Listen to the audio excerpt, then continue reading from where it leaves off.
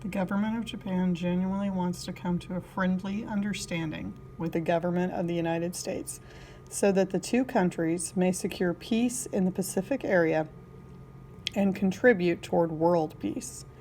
Japan has continued sincere negotiations with the government of the United States since last April. The Japanese government wants to ensure stability of East Asia and promote world peace, and thereby enable each nation to find its proper place in the world.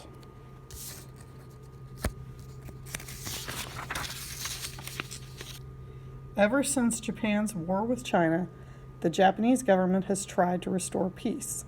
However, the United States has resorted to every possible measure to assist China and to obstruct peace between Japan and China.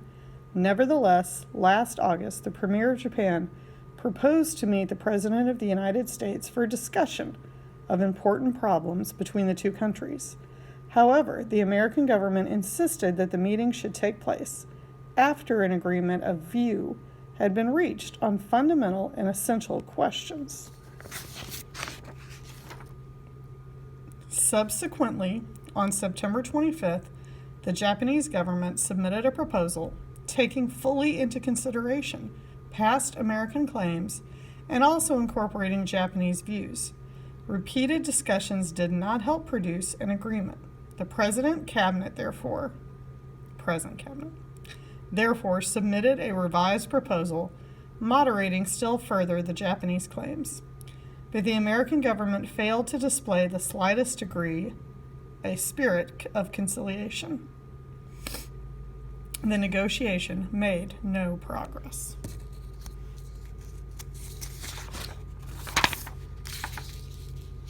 Therefore, the Japanese government, trying to avert a Japanese-American crisis, submitted still another proposal on November 20th.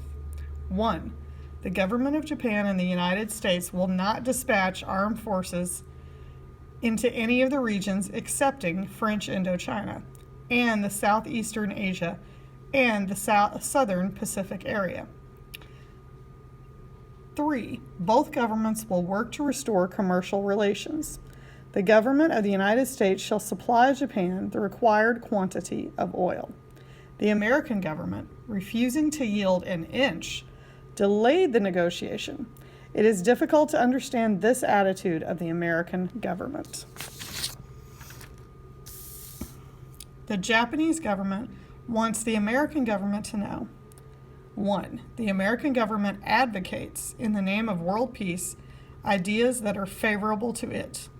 But the peace of the world may only be reached by discovering a mutually acceptable formula through recognition of the reality of the situation and mutual appreciation of one another's position. An attitude that ignores realities and imposes one's selfish views upon others will not facilitate successful negotiations.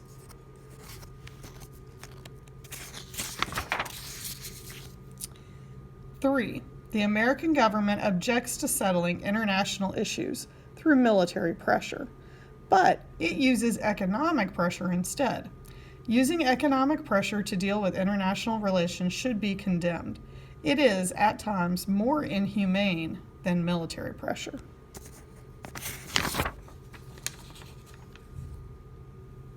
Four, it is impossible not to reach the conclusion that the American government desires to maintain and strengthen its dominant position in East Asia. The Japanese government cannot tolerate that, since it directly runs counter to Japan's fundamental policy to enable each nation to enjoy its proper place in the world. 7. Obviously, the American government's intention is to obstruct Japan's effort toward the establishment of peace through the creation of a new order in East Asia, and especially to preserve American interest by keeping Japan and China at war. This intention has been revealed clearly during the course of the present negotiation. Thus, the earnest hope of the Japanese government to preserve the peace of the Pacific through cooperation with the American government has finally been lost. The Japanese government regrets to have to notify the American government that it seems it is impossible to reach an agreement through further negotiations. This completes the 14-part message in the abridged version for Exchange New York, Module 3A, Unit 1, Lesson 7.